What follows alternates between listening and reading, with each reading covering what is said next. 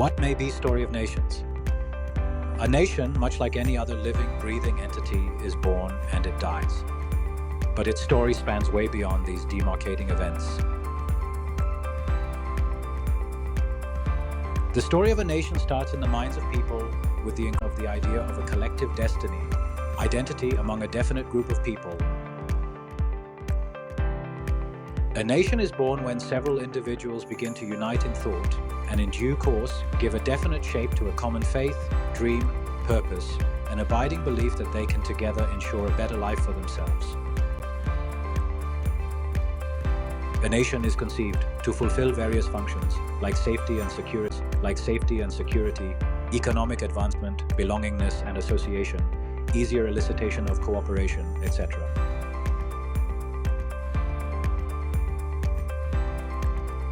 To carry out these diverse ranges of functions, people formally, that is politically, organize themselves, create various roles within the members of the nation. This formal organization gives rise to the establishment of a state.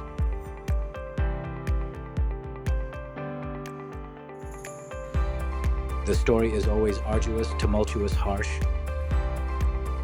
The journey from sharing a common faith to the physical manifestation of a nation in the form of state, government, and polity is rather long and arduous. In the words of Ernest Renan, a French philosopher, a nation is the culmination of a long past of endeavors, sacrifice, and devotion. For instance, the idea of the nation of India began to emerge by the early 20th century. What it means is that the people in the varied kingdoms, communities, and British administered areas started to locate some important shared aspirations. However, it could manifest as a state only half a century later, and it took a lot of lives, resources, planning, and cooperation among different strands of societies to achieve the end.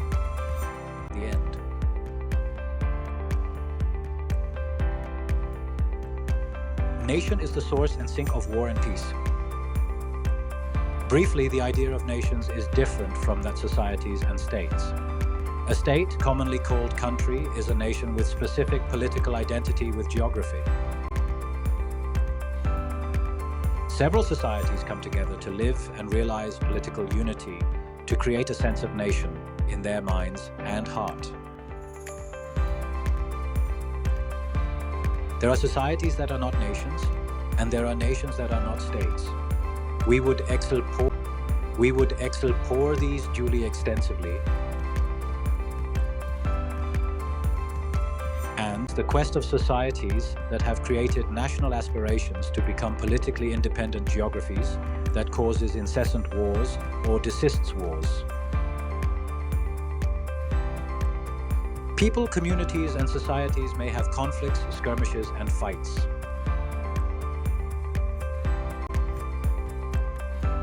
Battles and wars are between states over geography, or between a nation and one or more states to seek statehood for the nation.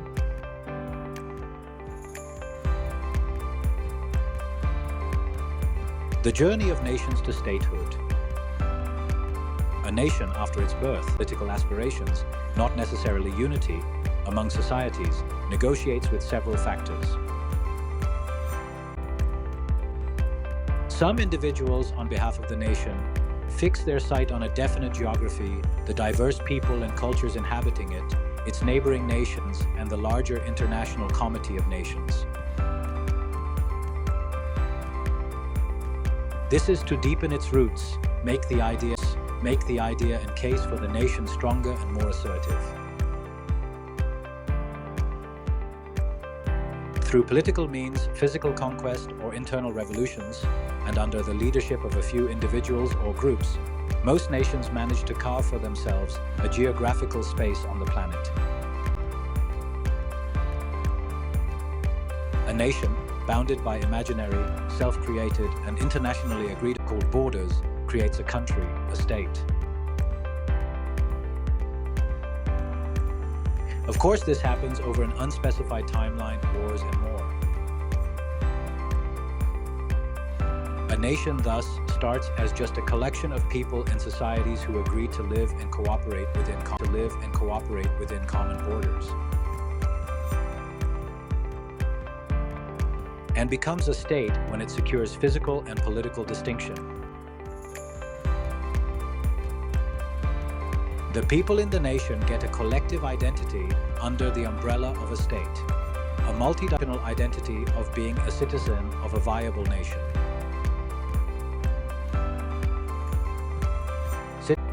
Citizenship is a form of contract under which people agree to follow certain national rules and duties established by the leaders of the nation. They are in turn rewarded with a set of rights and privileges.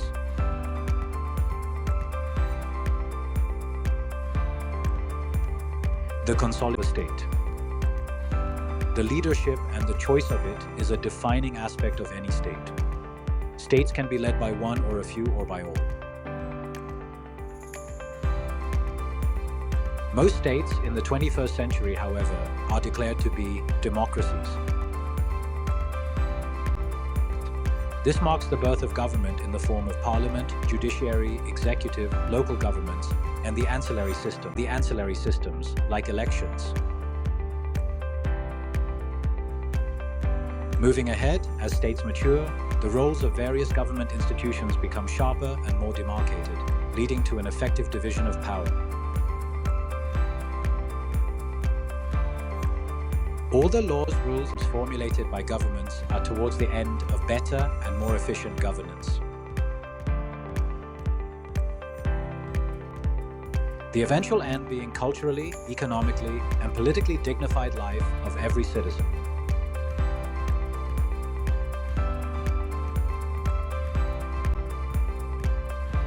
The continuous stride of countries, states. Of course, much like all organs, there is no mature steady state for all states. Decline is the more natural tendency. States face a plethora of challenges, both domestic and international.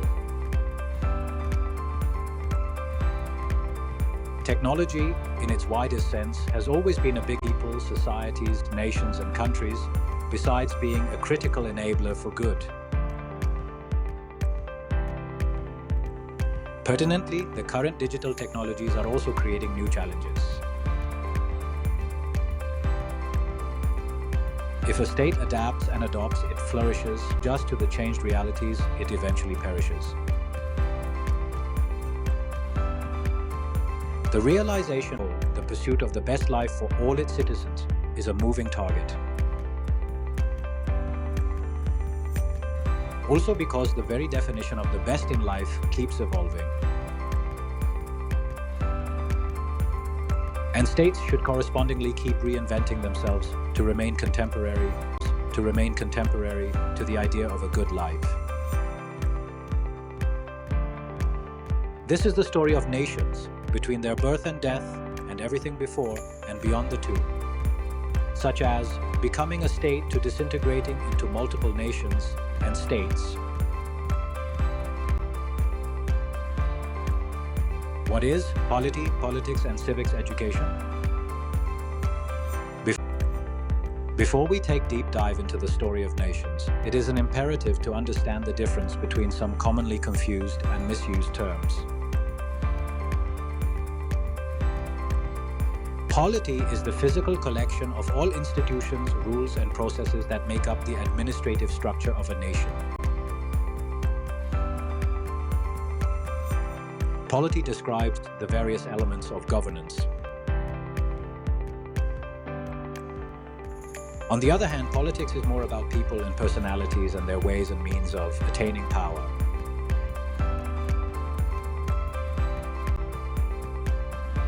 Through politics, people enter into various political offices. Therefore, it can be said that politics is the human face of polity, which provides flesh and blood to the bony structure of polity.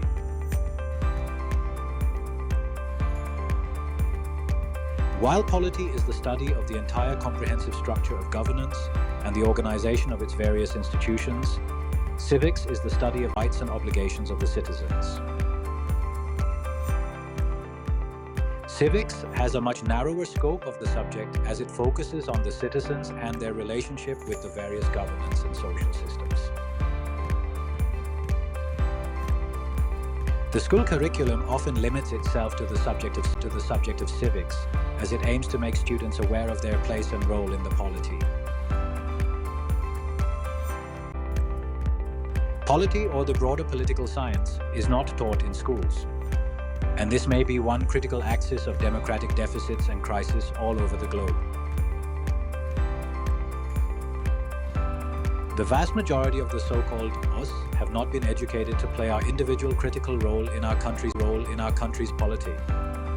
Civics education taught us to vote and forget. In many school systems, political science is one subject that is not taught in its full avatar, hurting the integrity of the domain. It takes some form of civics.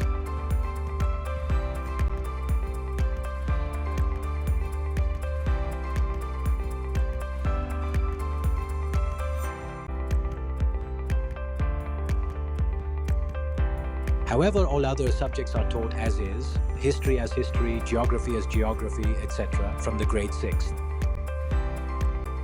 Thank you.